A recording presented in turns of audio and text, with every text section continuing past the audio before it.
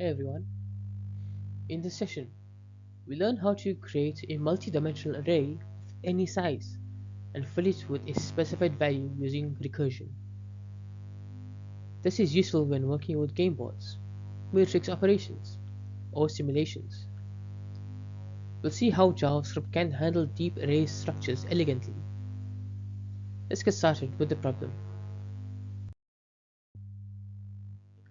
We're aiming to build a nested structure that can adapt to any depth. The function should take a value and a list of dimensions to shape the array.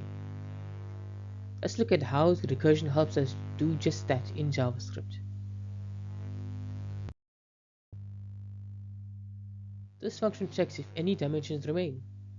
If not, it returns the base value. Otherwise, it creates an array of length args 0 and fills each slot with recursive call. This allows us to nest arrays as deeply as needed using clean, functional code. Every time we go deeper, we reduce the dimension by slicing the args list. Eventually, we hit the base case and return the value. This method keeps our logic simple while supporting infinite depth levels. Here are two examples. One for a simple one-dimensional array with another 3 levels. Notice how the dimensions stack recursively to form a cube in the second case. This makes it perfect for initializing matrices or 3D grids.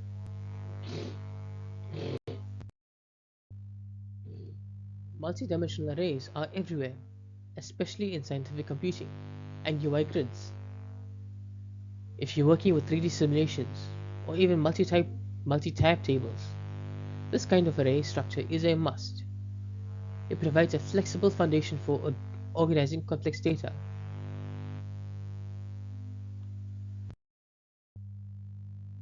This function gives you a powerful tool to model multi-dimensional data in JavaScript.